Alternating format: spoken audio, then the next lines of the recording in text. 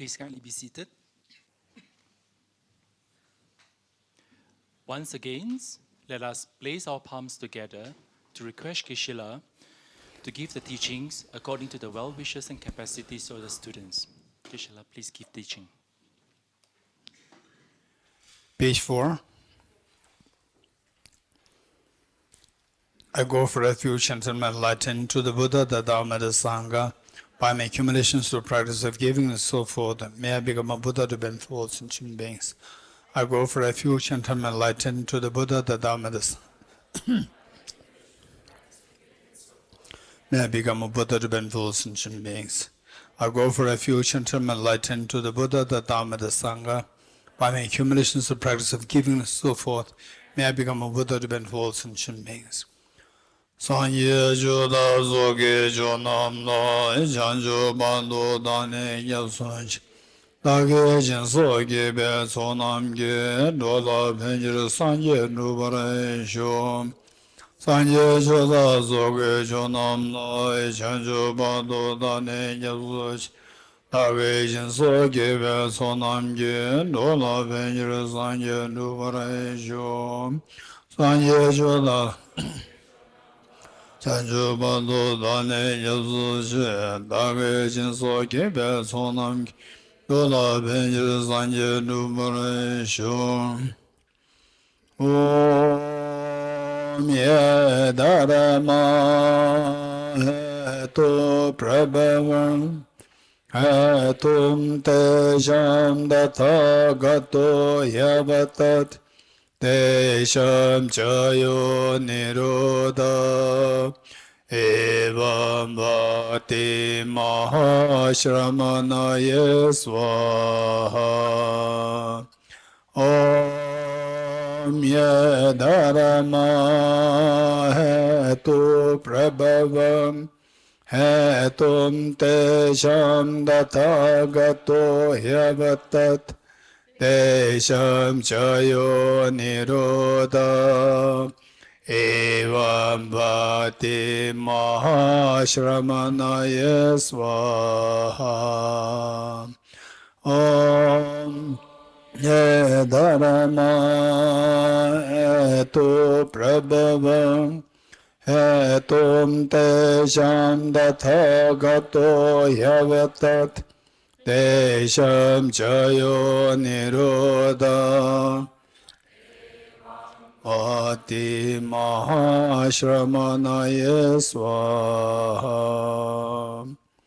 All preliminary courses, the courses are taught by the Tathagata, the cessation courses as well as taught by the great seer.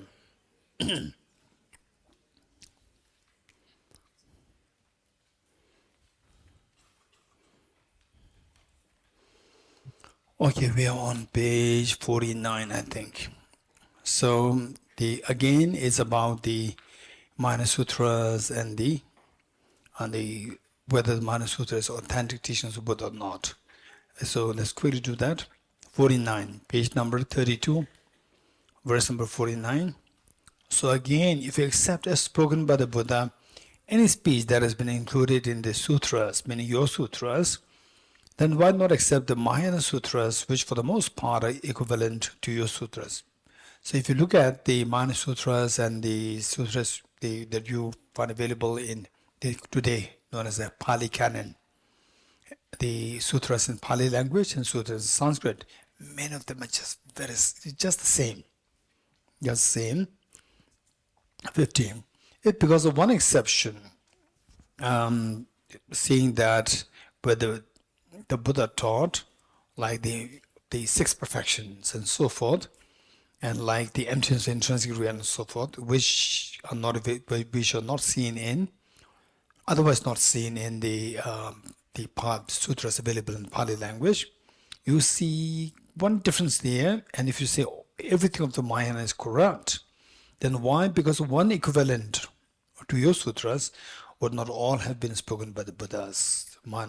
Everything, but when you see the parallels. Okay, this is fine. 51.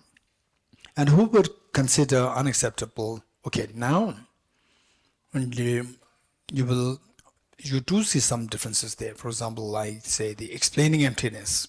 how that is explained, the selflessness, how that is explained in the Pali language, or related to the personal liberation teachings, and related to the liberation or the Buddhahood for all sentient beings.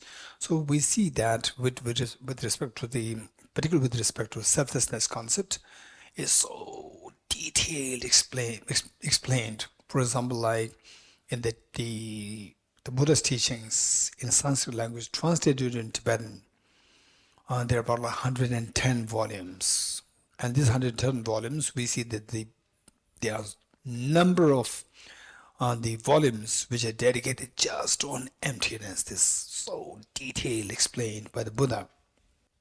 Now, what's being taught here is that there are many concepts in the Mahayana teachings, which even the great teachers like the Mahakashyap, the first heir to Buddha Shakyamuni, Mahakashyap, who is considered as an incredible great teacher. In fact, the story has it that Mahakashyap was initially, he was not following the Buddha, he was a great teacher himself. And in those days, I would say, in a way, I would say that these great teachers, they're very open mind. For example, Prince Siddhartha, he followed the two teachers, and then when reached the same level as the teachers, then they got a sense that what he has come here for he's come here to get a solution to all the problems of samsara. He did not get it, so therefore he left. He's not saying that this is my tradition and your tradition, I don't listen to you. No, very open. Likewise, Mahakashyap, he was actually a great teacher himself, and he had many students. And these students, they sought permission from their teacher, Mahakashyap, and to learn from the Prince Siddhartha, Buddha Shakyamuni then. And then the Mahakashyap noticed one thing, that's his brilliant students. Okay, others, majority is fine, where they follow, it depends on the fame, name, and so forth. But there's some brilliant students who they get connected with the Buddha, then they are so inspired. This is what Mahakashyap noticed. So therefore, Mahakashyap, he was so curious. I must meet this teacher to discuss, to see what is his realizations. Mahakashyap wanted to know that, very open-minded. So he met with the Buddha Shakyamuni, and Buddha Shakyamuni also treated him as another teacher, not like, you are unenlightened being. No, as a teacher on the same level. And then in the course of discussion, they're talking about the reality and so forth. Then Mahakashyap realized that this Prince Siddhartha, he really reached to a very different level, which Mahakashyap could never imagine that such a realization is possible. So he sought the permission that may I be allowed to be your student. So this is how Mahakashyap became the Buddha's student. So that this is the openness of what is required. So with this in mind, but Mahakashyap, what he followed according to the common understanding or the common historical account, has it that he was a pure arhat. He did not really have exposure to the Mahayana teachings. So there are many teachings in the Mahayana system, which even the great Mahakashyap, incredibly, the first heir to the Buddha, even he could not understand. There are many concepts there. So this is what I'm sharing with you, that for example, studying Newtonian physics, and then suddenly you come to hear about, say, the quantum physics. Quantum physics, this is beyond what the Newtonian physics can imagine. So this is for this reason that there's a mention that there's a paradigm shift in physics. Say from the Galileo, and then from there going towards the Newton. There's no mention of the paradigm shift from Newtonian physics to quantum physics and relativity theory. This word, paradigm shift, this phrase came into existence, which means that it's starkly different. There's a stark contrast between the Newtonian physics and the quantum physics. So likewise, you understand what is taught in the concepts taught in the, let's say, the teachings meant for the personal liberation seekers. And then you move to the minor teachings. There are many sophisticated concepts which even Mahakashyap, the incredible brilliant teacher, he could not really fathom it. So it says, 51. And who would consider unacceptable some speech, the depths of which even Mahakashyap and the like could not fathom, simply because you cannot understand it. Simply because you cannot understand it doesn't mean that these are not taught by the Buddha. Okay. And I personally would say that the if you're really keen on these things, particularly you know people, this is what I just casually share with people who are so kind with animals, who are animal activists and so forth. You know, some people, they were really deeply just sacrificed, selflessly working for the voiceless animals. Some people, for example, like here, the Nicole, and there must be some others also. And for example, like I have some friends there, it's amazing. But at times what happens is that they become too, of course they're very practical on the ground. They're ready to just get up early in the morning, say like 2 a.m. when they hear the cries of the dogs. They would just get up and then go to rescue the dogs. It's amazing. So some of them have the feeling that if we, you know, this is what to be done. If we don't do that and study deep philosophy, what's the point?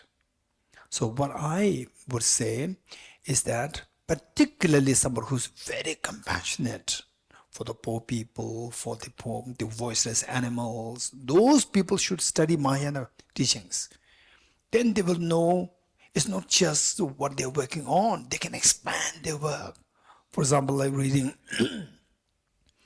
Bodhisattva Maitreya's text, Abhisamaya Alankara, which in the monastic universities they study for like 6, 7, 8 years. So this is just mind-boggling. It's just baffling concepts. It's amazing. So when I read this, it reminds me of Abhisamaya Alankara. And studying that is so massive, vast. Your thinking will keep broadening. It broadens your thinking so much. For example, like you look at His Holiness the Dalai, you know, say way of managing things. You can see that these are in line with Abhisamaya Alankara, where they might be so broad. They don't just confine to small things. They're not being, you know, these small things doesn't really matter. They got big, and then they keep expanding. They work for the service of the humanity. They just keep expanding. Service for the humanity, for the sentient beings, for the animals, for the vegetation's ecology. Just keep expanding. This is amazing. So where did His Holiness get these brilliant, amazing courage, the visions get from? You see the Abhisamalankara, and where Abhisamalankara, Maitreya, where did he get from? From Buddha Shakyamuni. Look at the sutras. So this is something where we need to really expand our horizon of knowledge. Not just to confine ourselves to small thing. Oh, I meditate, the breath, I feel cool sensation, and then you think this is everything. And somebody says that is the, you know, the great teachings of Madhyamaka Avatara. Mula Madhyamaka Karika. Then the Abhisamalankara and so forth. Oh yeah. But inside you know that you're fixed. Yo, this meditation is ultimate. Just get breathing meditation, and then you feel some sensations, cool feelings happen. You feel that this is everything. So this is too narrow-minded. Just expand. Just learn more, and when you're 100% sure that this doesn't make sense, just quit it. Quit it. For example, say in the Tibetan text there's a mention of very sophisticated texts are taught contemporary to by the teachers contemporary to the Buddha. So some of them too sophisticated. Like what? How the crows, when they make the sound, how the sound is made. It is totally irrelevant to your practice. How they sound, you don't know. But there are some texts like this. and how the ants, they build the ant moles. All these are there, but it's totally irrelevant, right? For your Dhamma practice, it's totally irrelevant. What the ants make it, you cannot make it like that. let them make it, it's fine, and don't disturb them, right? Let the crows, let them quack, right? Don't disturb them, right? Don't keep breeding for the food, and then how they make the sound quack, quack. What is this? It has nothing to do with the spiritual practice. So these are the things which are totally redundant, which are totally nonsense, which are totally useless for your practice, for your growth. So, but they are very sophisticated. It doesn't mean that, look at this text, it's all very meaningless. So therefore, all these minor texts, they're all meaningless. This is depriving ourselves of the incredible potential within you to grow. This is depriving ourselves of that possibility. Okay, so it's just a little bit of digression. 52. After all, the fruit of realizing emptiness is this. So finally, Bodhisattva Shantideva is in a way like a little bit summarizing, saying that what is the fruit for the minor practitioners? What's the fruit of realizing the emptiness of objective reality? Is this. Through freedom from the extreme of attachment and fear, meaning that, so that, what is that extreme of the attachment? Fear is samsara. In samsara, there are things which glue us, involuntarily they pull, which is attachment, and involuntary push, aversion, and fear. So this one extreme, which is extreme of samsara. So you'll be freed from that. You'll be freed from that. And then the one is able to remain in samsara, meaning that by being, say, while through freedom from the extremes of attachment and fear, one is able to remain in samsara for the sake of those who suffer due to ignorance. Okay, so but there are two extremes. One is extreme of samsara, and the other is the extreme of personal liberation. These are the two extremes. So the bodhisattvas, they're so courageous. They're so courageous. Finally, what they aspire is they aspire to attain what is known as non-abiding nirvana. Let me say this again. Finally, what they want to aspire is they want to aspire non-abiding nirvana. What is that nirvana? The Buddhahood. Why this nirvana is known as non-abiding? It does not abide in the two extremes, extreme of samsara and extreme of nirvana. How? By seeing emptiness. By seeing emptiness, samsaric involuntary pull and push is cut. By compassion, you don't stay in the personal peace of the personal liberation. So you're free from two extremes and attain Buddhahood. So therefore the Buddhahood is referred to as the non-abiding nirvana. But till you attain that state, what do you prefer? There are only two choices, either samsara or personal nirvana, till Buddhahood. Before you attain Buddhahood, only these two possible. So within these two possible, they prefer to stay in samsara. So therefore, the bodhisattvas, gade, para, gade, when they reach that level, para, gade level, path of seeing, if they put effort, they can attain personal liberation. But they don't put the effort for their personal liberation. They continue to be in samsara. Meanwhile, they're working to eradicate the cognitive obscurations. Focus more on the eradicating cognitive obscurations and accumulating merits. Whereas if they put effort, it is said that they can attain personal nirvana by the time they reach the path of seeing. Gade, para, gade level. Okay. So, till they attain the non-abiding nirvana, they would rather prefer to be in samsara. Though the attachment to samsara and the fear, they're cut through the wisdom of emptiness. Through the freedom from the extremes of attachment and fear of samsara, one is able to still remain in samsara for the sake of those who suffer due to ignorance, out of great compassion. Okay. So we see that the emptiness, if you understand emptiness correctly, one side is emptiness, other side is dependent origination. One side is emptiness, other side dependent origination. In the loose sense, seeing emptiness, the foundation for all the destructive emotions like attachment, anger, jealousy, fear, they all crumble down. Seeing emptiness, wisdom emptiness, self-grasping ignorance eradicated. Because of this, all of what is stacked on top of this, attachment, anger, jealousy, all these will crumble down. In other words, the fears of samsara will stop. Seeing dependent origination, your compassion grows. Your compassion grows.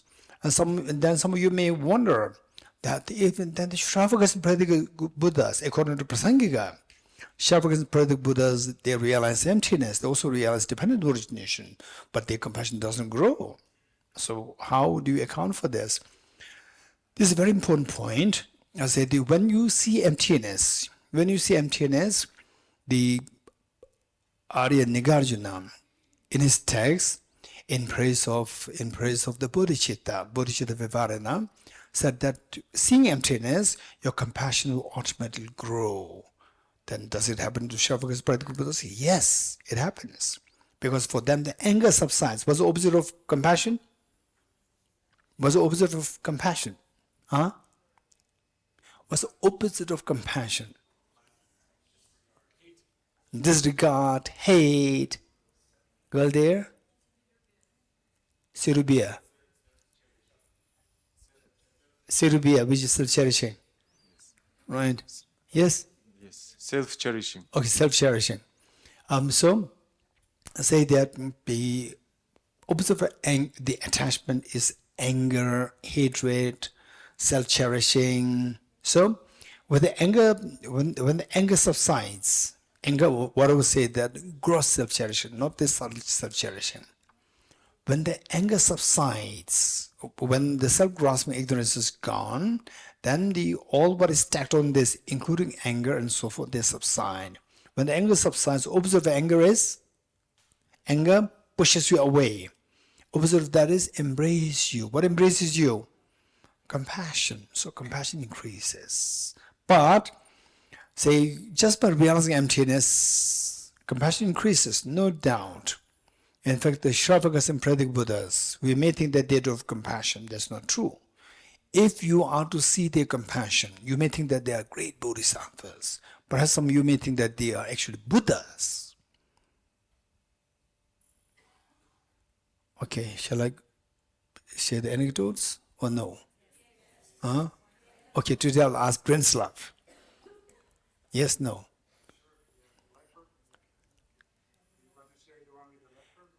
I don't want to share. No, I'm neutral. So what do you want? Okay.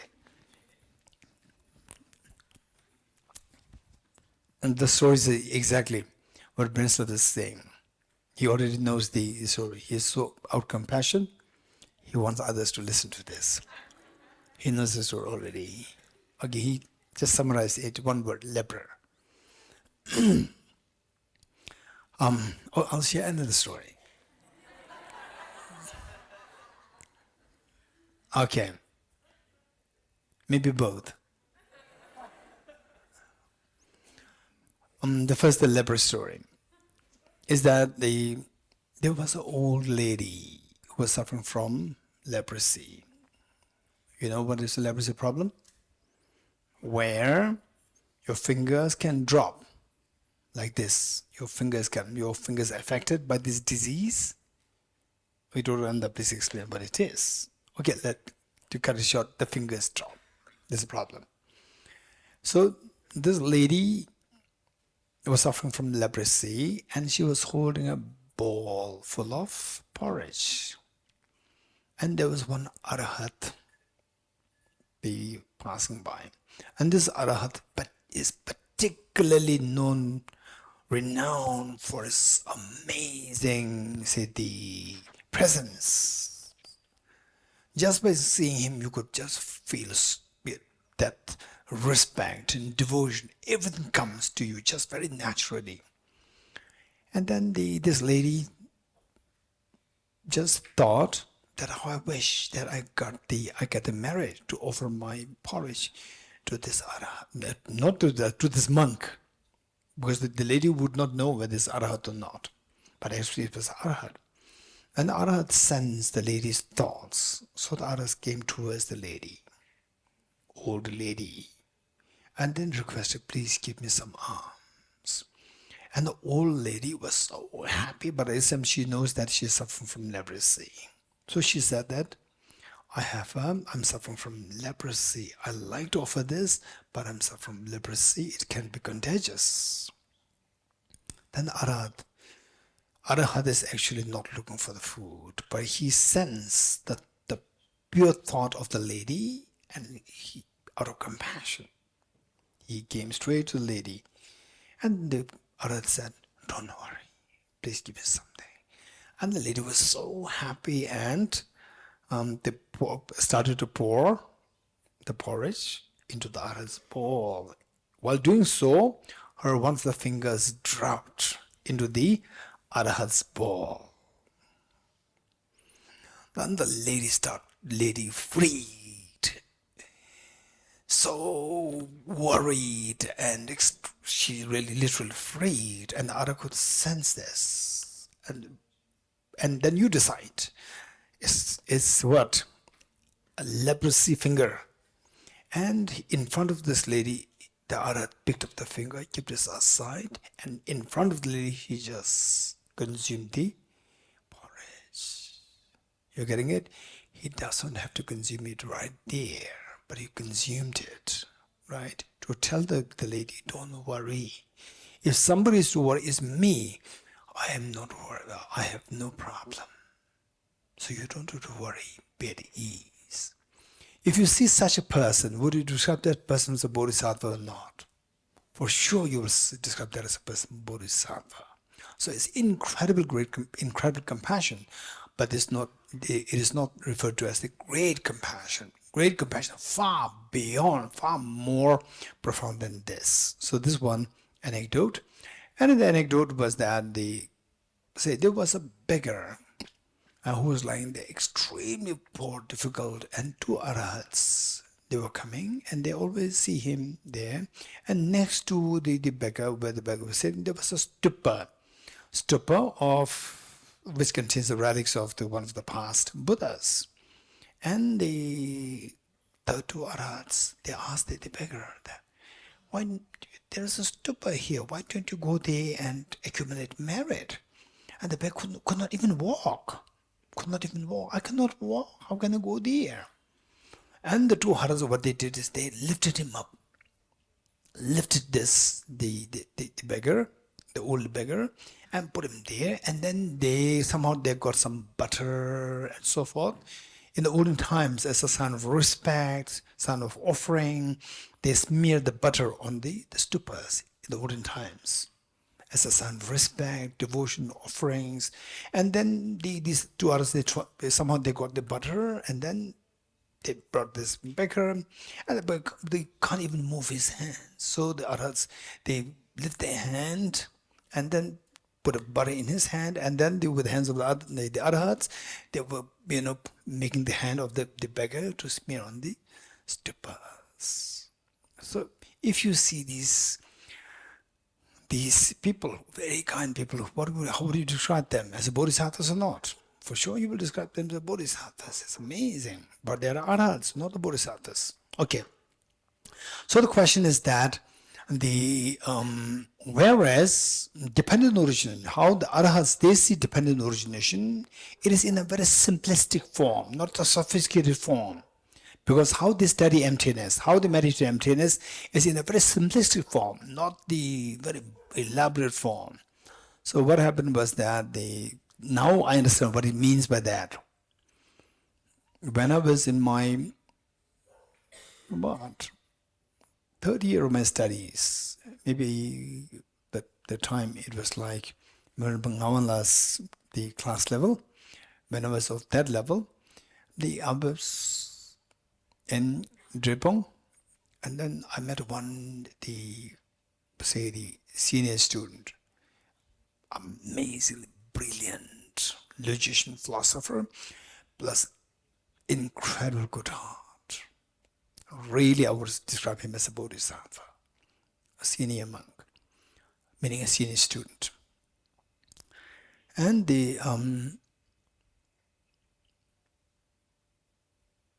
then I just casually shared my stories with him.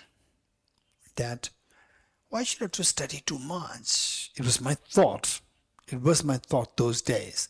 Why should I have to study too much? So finally, your job is to attain Buddhahood.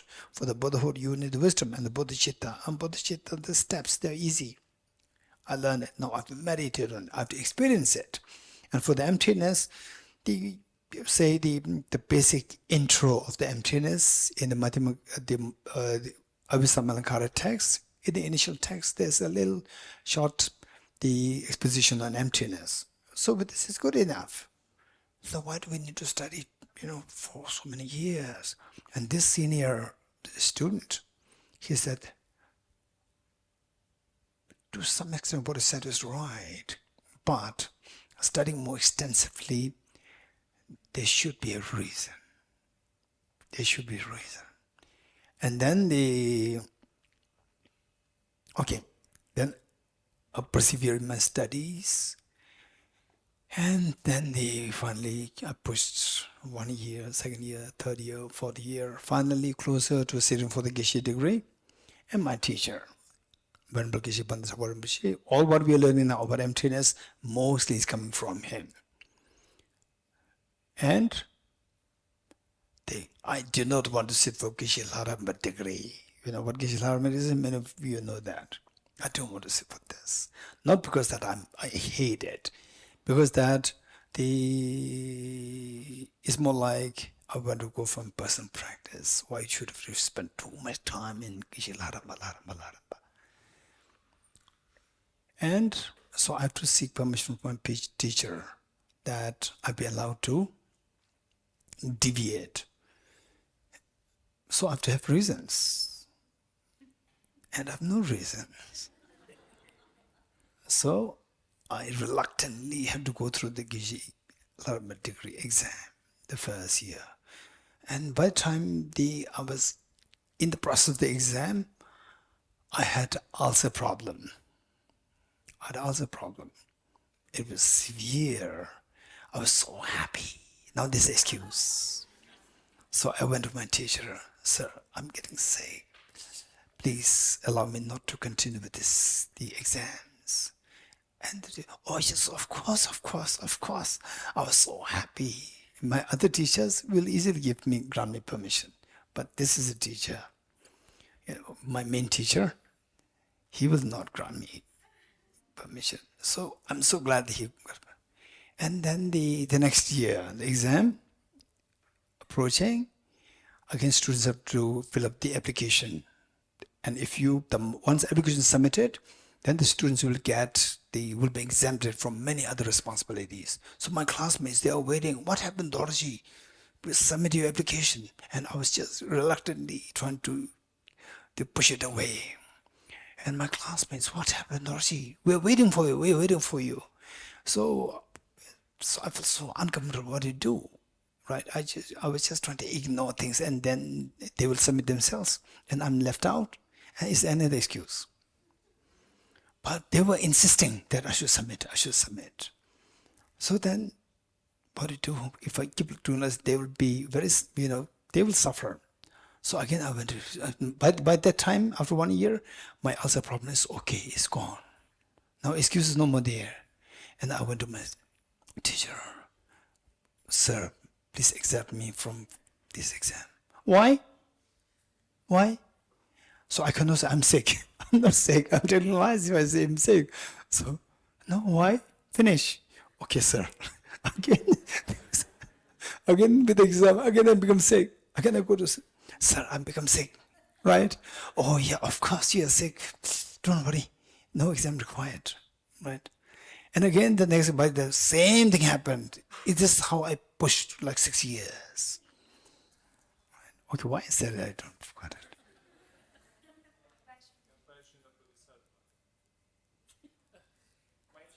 Oh, yes.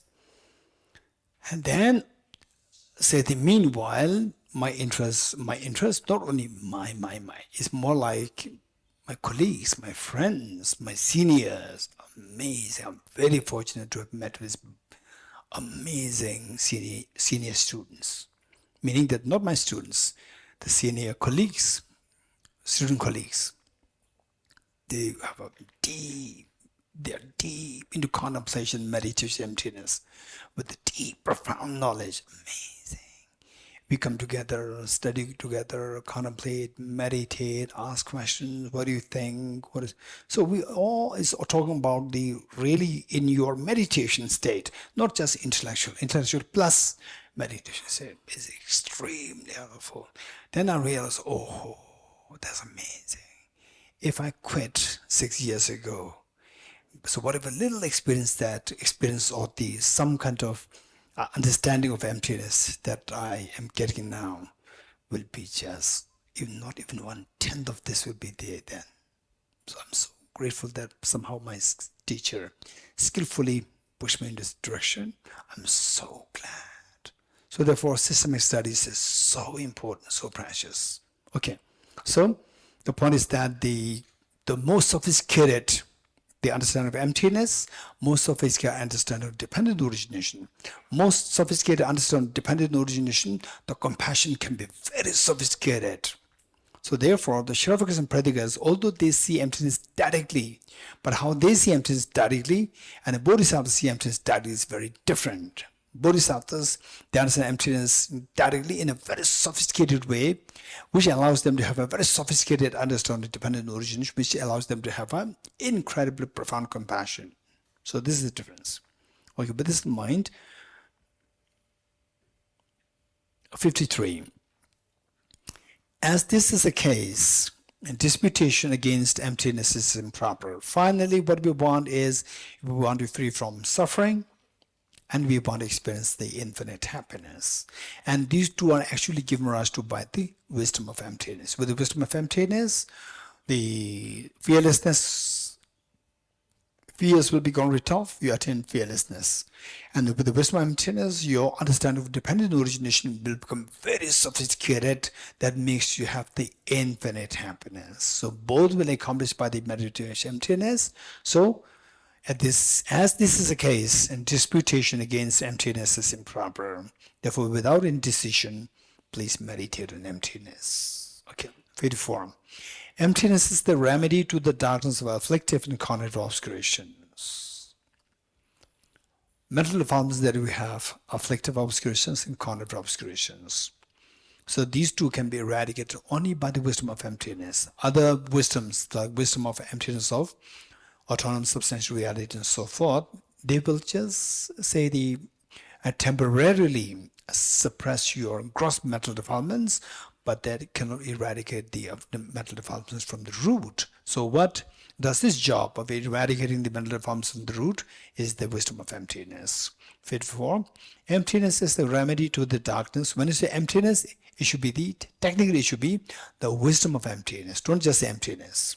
The wisdom of emptiness is the remedy to the darkness of afflictive and cognitive obscurations. So how can someone wishing to achieve omniscience, somebody who wants to become enlightened, quickly not meditate on this wisdom of emptiness of objective existence? 55. Well, now this is the summary. Since grasping at the true existence of things gives rise to suffering, which we fear suffering. We fear suffering.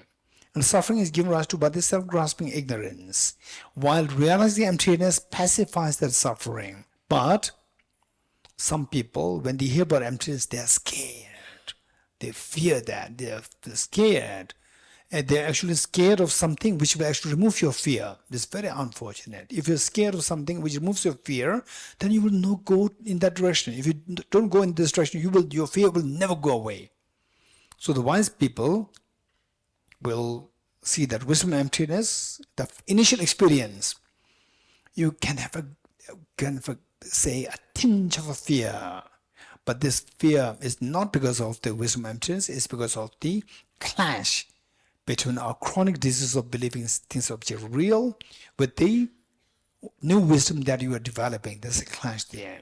So as you practice more and more of the wisdom and emptiness, then the other side, self-grasping ignorance, the chronic disease will be mitigated, And because of which, then as the wisdom of emptiness becomes more and more powerful, then the fear will be replaced with the incredible peace and incredible tranquility, which we have never experienced before. 54 once more. Since grasping at the true existence of things gives rise to the suffering which we fear. So self-grasping ignorance versus wisdom of emptiness. Self-grasping ignorance gives rise to fear. Wisdom of emptiness gives rise to freedom from fear. So why are you scared? Why are you scared of what eliminates the fear? You should go in that direction to embrace it, to get rid of the fears. So why is that said? It's because that in the olden times, amongst the Buddhists, even amongst the Buddhists, people, when they fail to understand emptiness well, those who adhere to the belief in objective existence, when they hear about emptiness, they feel so scared. They block the ears and they run away. Particularly when they hear the people reciting Heart Sutra, form is empty, emptiness is form, and so forth. It says that some of the people who do not believe in the Mahayana tradition, so they block the ears, they run away. And also, it's not just them, even we.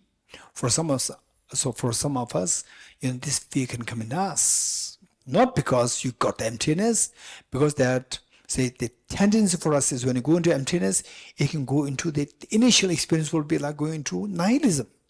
With the nihilism, the fear is bound to be there. And sometimes, either it can drag you into fear, acute fear, or it can drag you into indulgence. There's nothing there. There's no good, bad. So you do whatever you like. So it is like 1960s hippies. Huh? Hey, 1960s hippies. Right? Leon, how do you know that? You don't. You are in 2010. You're born in 2010. Right? So things is, 1960 hippies. Tadena, you know? You don't know. Naima? You don't know. Dharamsala? You don't know. Okay, the Srindaula? Oh, Srindaula don't know, okay. Tenzin? You don't know. Okay, now I'm shooting up. Okay, Igor? You know, you heard it, you don't know that. Okay, Brinslav? Okay, that's interesting. Nicholas, you don't know. Okay. Sanjukta, you don't know. Heard of it, okay. Kim, you know that. Okay, is there anybody who knows it? Raise hands. Okay, Venerable, what does it mean? What is it like? Okay, Mike. It's all about love, loving everybody and wanting peace for everybody and reacting against the establishments that are trying to tell you what to do all the time. And it's, I guess it was also a lot about sex, drugs and rock and roll too. That was everything, indulgence. A big part of the exactly. hippie era. Thank you. But Thank you. except Geshe, I did want to ask something. A few days ago, Yes. you said that you would like us to remind you on what are the subtle cognitive obscurations and how to identify them. And I thought this would be a good time to ask you. Good time.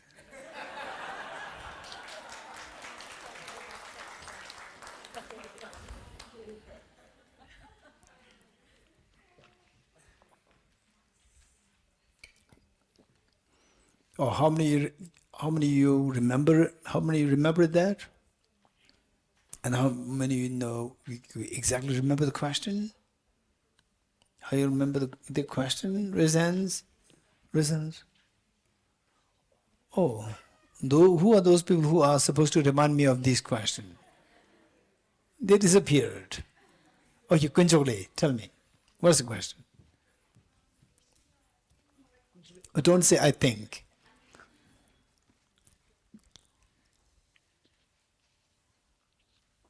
what is cognitive obscuration, and can you give examples of cognitive obscuration? Very good. Okay. What exactly is cognitive obscuration? Okay, say illustration and metaphors. So metaphors, what metaphor did I give you?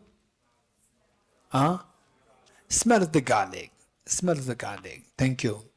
Remove the solid garlic, no trace of solid garlic, you smell it, it still smells garlic.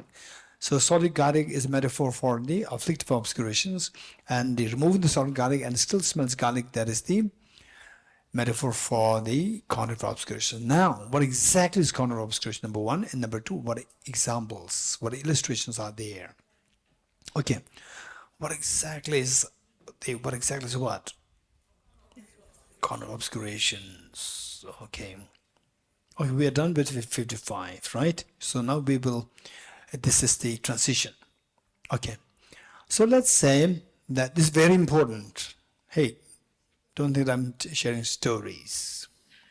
This is very important. This is not difficult. It is a technical. Not difficult. Not difficult because you can understand it. It is not stories. It is a technical thing. Unless you pay attention, you cannot guess. Okay. If you put on blue glasses and look at Mount Kailash, what color of the snow will you see? Blue color. And if I point to that, you are still in your blue glasses on, and then I point to Mount Kailash and say that, okay, I say that this is blue snow, or this snow is blue. Will you agree? Not agree? Wow, that's amazing. Okay, so we have to redo the retreat from the day one again, right? Okay, let me say this again. I don't know, it's time for lunch. Yeah, so what I'm saying is we are all wearing blue glasses. And then with blue glasses on, we went to see Mount Kailash, and then I said that the color of this snow is blue. Will you agree with me or not? Are you good? Are you good? Because so colors, but the snow appears blue. Yes? Snow appearance blue is correct or incorrect? Incorrect. But your mind, mentally you know that it's not blue. Mentally you know that it's not blue. Your mind, mental consciousness does not apprehend it as blue. You getting it? So when you interact with the object, like the snow, when you interact with any object, when your mind interacts with a flower, your mind interacts with your food, when your mind interacts with the Buddha, Buddham Sharanam Gacchami, or whether your mind interacts with your mobile, whatever. When your mind as a subject, when it interacts with the object, what did it say? When your mind as a subject interacts with the object, and so how the interaction is happening is with the two functions or two activities. One is the act of appearance, act of appearing, and the act of apprehension. Act of appearance and the act of apprehending. The first, let's say we look at the flower and we say that the flower appears to my mind. Is correct, not correct? The flower appears to mind. We will not say that my mind appears to the flower. So act of appearance is related to the object. Object, the flower is the object, appears to my mind. So this act of appearance is related to the object. Now I say, okay, I know that this is a flower. So my mind engages with the flower, or my mind apprehends the flower. You don't say that the flower apprehends my mind. You say that my mind apprehends the flower. You get it? So there are two activities. One, the act of appearing, and the other one is the act of apprehending. act of appearance, act of appearing is the action related to the object, and the act of apprehending is the action related to this subject, to your mind. How many got it? Resents? Okay, good. How many did not get it? How many did not get it? Now you do you. Did what? Act of appearances. Oh, okay. One more time. Okay. Same. When your mind interacts with the flower, when the mind interacts with the flower, this interaction happens with two activities, two actions. One action is the action of appearing. Other is the action of apprehending. Two actions. So in what way these two appear? These two seem very similar. This is not similar. There's a subtle difference there. First, act of appearing. Let's say that the flower appears to my mind. We will never say, my mind appears to the flower. You agree? Naima, you agree? What did I say? Yes, Mike? The flower appears to my mind. You would not say, my mind appears to the flower. No, Geshe. Okay, Dedanla, say it. The flower appears to the mind doesn't appear to the flower. So the act of appearance is with respect to, related to the flower or the object. Then you say that my mind apprehends the flower. You don't say that the flower apprehends the mind. So this act of apprehending is the activity of the mind, the subject. You agree? Okay. How many don't agree? No. How many don't understand it still? Everybody got it. Good. Now the next point is the mistake. We can have mistake. In these two activities, they can go wrong. There can be erroneous appearance and erroneous making mistake. Mistaken appearance and mistaken apprehension. You're getting it? For example, okay, let's say, look at the flower. How does this flower appear as objective real or as subjective real? Objective real. You're getting it? And imagine that you are Arhat. Imagine that you are Arhat, who have already abandoned self-grasping ignorance. You look at it. How does the flower appear to you? Objective real, subjective real?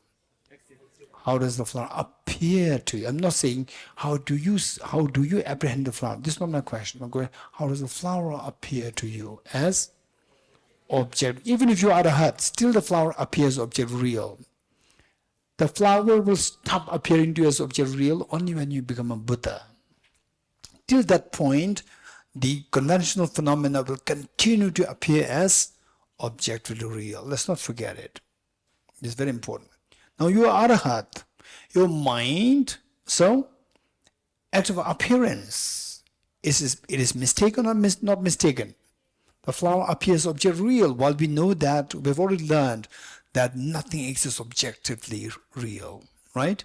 So that the flower appears object real, on the appearance level, is it mistaken or not mistaken? Mistaken. Mistaken, very good. So there's a mistake in the appearance. Now, Arahat. Does the Arahat apprehend the flower? Oh, it is objectively real. Yes, no? Why no? Because they already abandoned self-grasping ignorance. So, apprehension-wise, there's no mistake. But appearance-wise, there's a mistake there. You're getting it? So which of the two mistakes is easier to be got rid of? Mistake on that for us. Okay, let's say you think of a cheesecake or momo. You think of a momo. How does that appear to you? Object real or subject real? How does that appear to you? Sanjuta, you like momos? Okay. How does it appear? Subjectively real, object real? I thought you said subjectively real. Objective real. Okay. So the Momo appears as objective real. Appearance was mistaken, not mistaken. Huh? What happened? The Momo appears as objective real. Appears, appearing. At appearance, it appears as objective real. Is mistaken, not mistaken? Mistaken, very good. And then your mind, does it apprehend the Momo as objective real or not? Right? So when you say, wow, the mind apprehends the Momo as object real or not? Sanjukta? Yes. Okay. So there's a mistake in the apprehension also. Because the Momo does not exist subjectively, but you apprehend it as objective real. And how do you know that you apprehending it as objective real? How do you know that? Because your mouth waters. Your mouth waters. And your what? The endorphin gets excited. Endorphin is released. Right? So which hormone is released? Or whatever hormone is released, right? Some hormones released excited your mind. So this is a clear indication that the appearance-wise there's mistake and apprehension-wise there's mistake. For our arahats, appearance-wise there's mistake, apprehension-wise there's no mistake with respect to the objective reality. You're getting it? So now look, I'm making a very important statement, and I make even go to extent saying a bold statement that of the distinction between afflictive obscurations and the cognitive obscurations.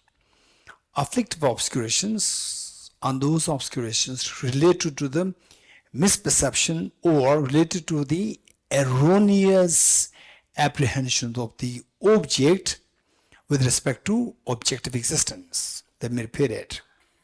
Afflictive obscurations are those obscurations related to the apprehension of the erroneous apprehension of the objects as objectively real. Now, cognitive obscurations are the obscurations which are related to the misperception with respect to the appearance of the object as objectively real. Let me repeat it. Cognitive obscurations are obscurations related to the erroneous appearance of the object as objectively real. Let me repeat it. Afflictive obscurations are the obscurations which are related to the mind, which erroneously apprehends the object as objective real. Apprehension was mistake with respect to objective reality. Cognitive obscurations are the obscurations which are related to the erroneous appearance of the object as objectively real.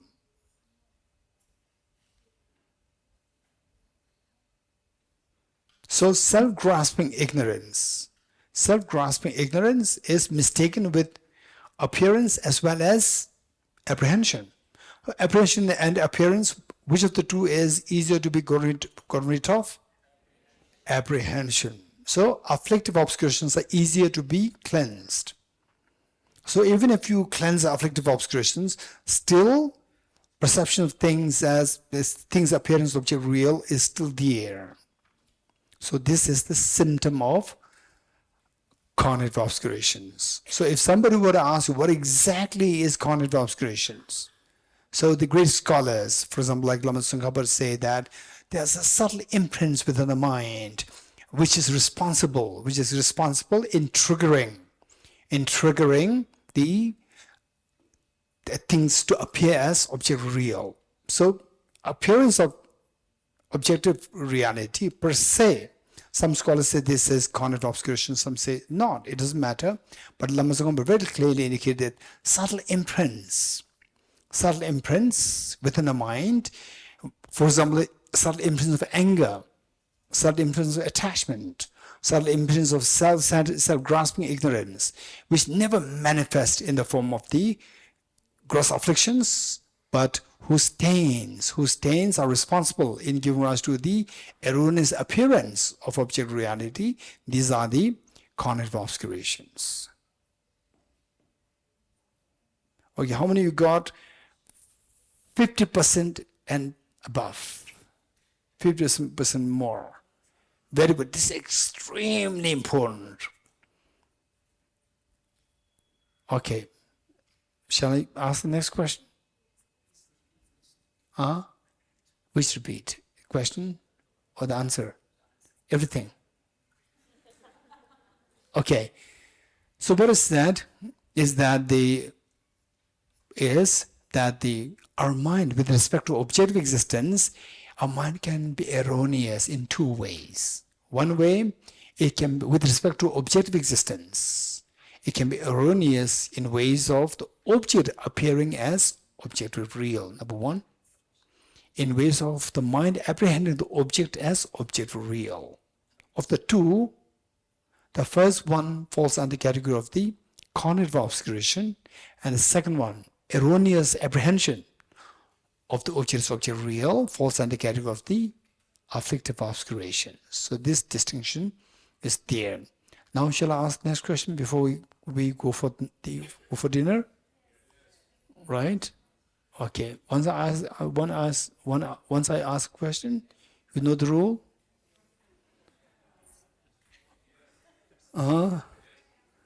So you want me to ask a question or not?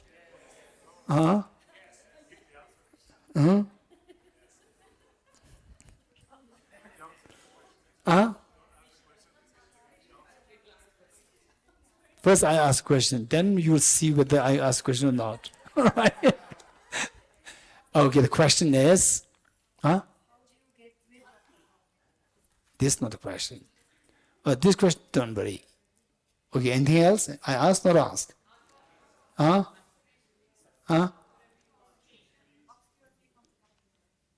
Say it again. No, the mic. I hope she doesn't ask the correct question. Geshe, the question is that how cognitive obscuration obscures you from becoming Buddha? Obscures? Obscures from attaining Buddhahood, I mean. That is the very definition. Oh, I'm lucky. I thought that she was asking something, okay, which otherwise I'm going to ask. Yes.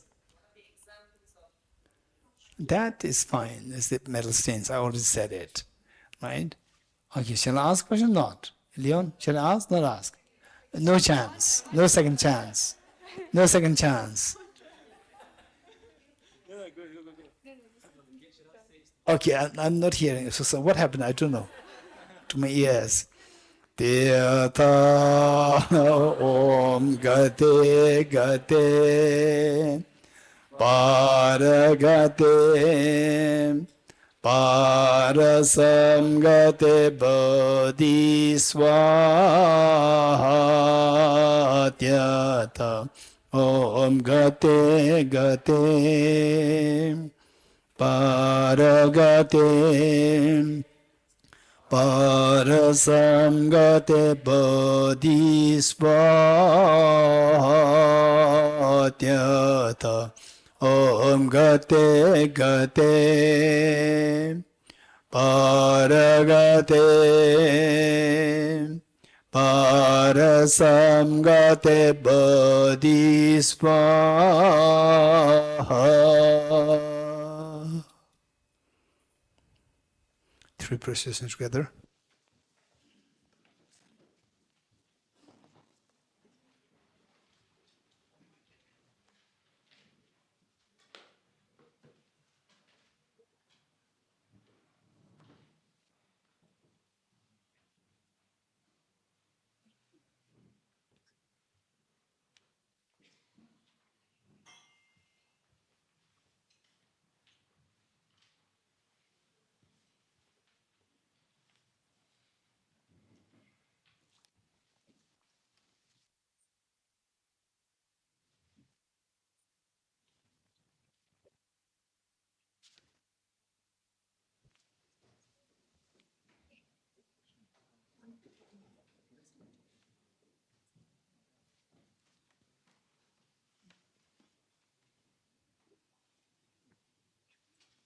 close.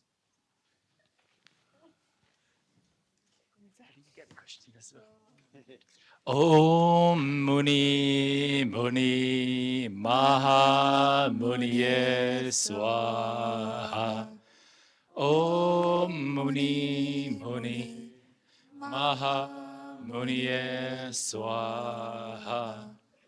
Om Muni Muni Maha Muniye Swaha. Om Muni Muni Maha Muniye Swaha. Om Muni Muni Maha Muniye Swaha. Om Muni Muni Maha Muniye Swaha. Om Muni Muni Maha Muniye Swaha.